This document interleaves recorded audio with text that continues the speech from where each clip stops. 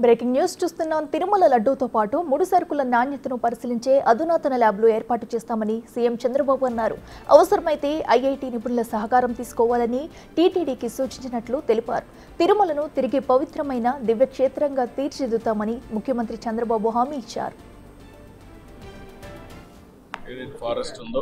దీన్ని 72% వచ్చాం. దాన్ని 90% తీసుకునే అవకాశం ఉంది. బయోడైవర్సిటీ కూడా ఫోకస్ చేయమన్నాను. అదే సమయంలో ఇక్కడ వాటర్ కన్జర్వేషన్ కూడా లాజికల్గా తీసుకుపోవాల్సిన అవసరం ఉంది. ఒకప్పుడు మెడిసిన్ ప్లాంట్స్ తీసుకొచ్చి పెట్టాం.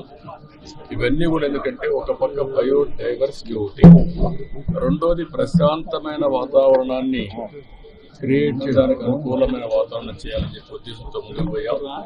అది కూడా ఒకసారి మళ్ళా సమీక్ష చేశాను. రెండోది పరిశుభ్రతని కూడా ఎక్కువ శ్రద్ధ పెట్టమన్నాం. ఎక్కడెక్కడి నుంచో భక్తులు వస్తారు.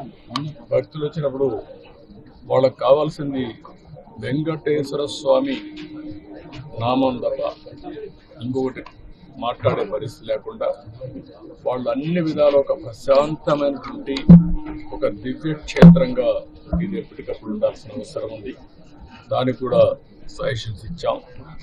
అదే మరి ఇక్కడ ఫుడ్ కూడా ఏదో ఫ్యాన్సీ ఫుడ్లే కాకుండా ఇక్కడుండే భక్తుల మనోభావాలకు అనుకూలంగా ఇక్కడ మన సాంప్రదాయాలకు అనుకూలంగా ఉంటే చాలా బాగుంటుంది.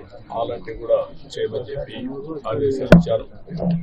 అదే మరి ఎండ్ టు ఎండ్ ఇవన్నీ కూడా ఒపీనియన్ కూడా తీసుకోవడం, భక్తుల మనోభావాల్ని గౌరవించడానికి ఏమేం చేయాలో అవన్నీ చేస్తాం.